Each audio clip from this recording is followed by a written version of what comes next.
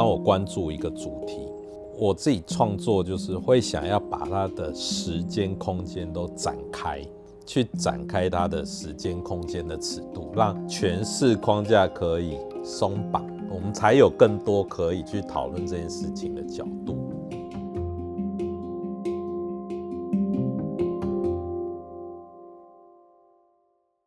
我大概从2018年开始，然后有4年的时间，我是跟考古学家合作。考古技术其实是对我来说，它是一种想象的技术，它是当代人呢用现有的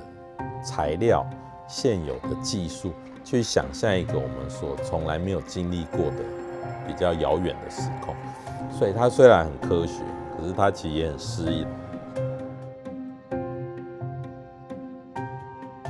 考古学就是把他们所发现的东西给它脉络化，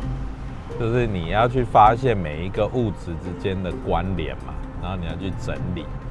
然后当它整理完了以后呢，它放在它的库房，然后让各领域想研究的人可以从他们的考古材料里面去找到东西来研究。这一群考古家，他们刚成立了一个这种水下考古的这个中心，然后他们也在训练这个水下考古队员。水下的这些技术都是跟声学有关，然后水里的生物啊，它所发出的频率也有一些不是我们人的耳朵可以听的，就透过这些不同的声音技术，然后去研究这些水底下的状况。所以我就觉得声音这件事在水下考古变得更重要。这作品我想到的关键词，一个是这个考古声学，如何在考古的工作里面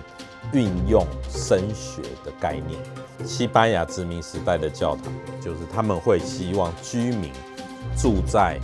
听得到教堂钟声的范围，他们的这种统治的范围不是依靠河流啊、地形，是靠声音。所以用声学的角度来思考这些考古材料的时候，就会发现很多原本视觉所无法看到的东西。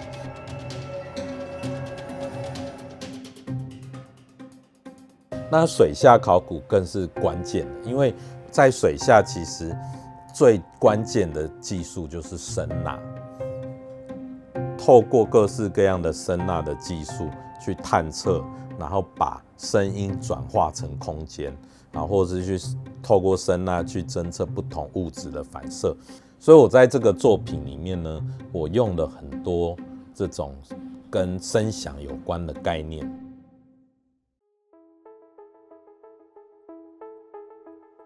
其实总是会在创作过程中，你会发现很多事情原来跟你自己想的根本就不一样。我怎么让这些材料去在这种我已经没有当事人的情况下，然后我可以让它发生，然后把这些材料它的碰撞、它的敲击，或是它某一种声响技术的方式，让创作刚好有一个用感官的机会去碰这个时空，这样子就不是用读进去的，是用感官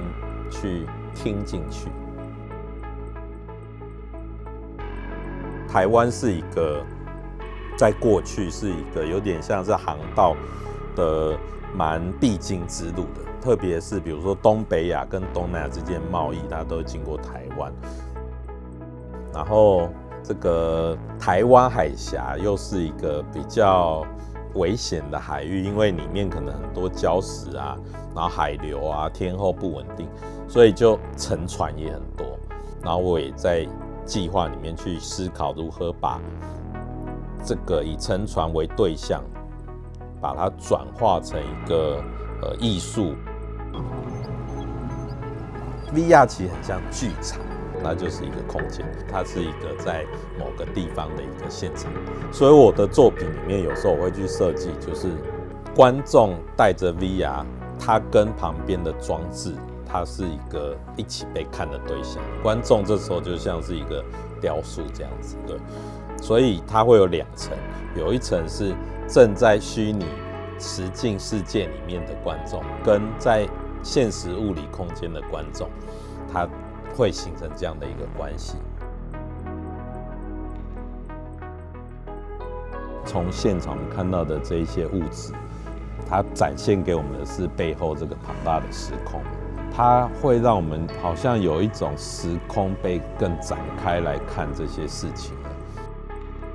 甚至我们现在很多事情，我们想的只是这5年，或者甚至这几个月，可是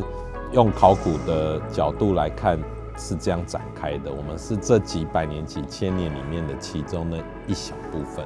所以我觉得这个会带来另外一种宇宙观吧。我们作为里面的一小分子，我们会意识到这个时空的连续性这些事情。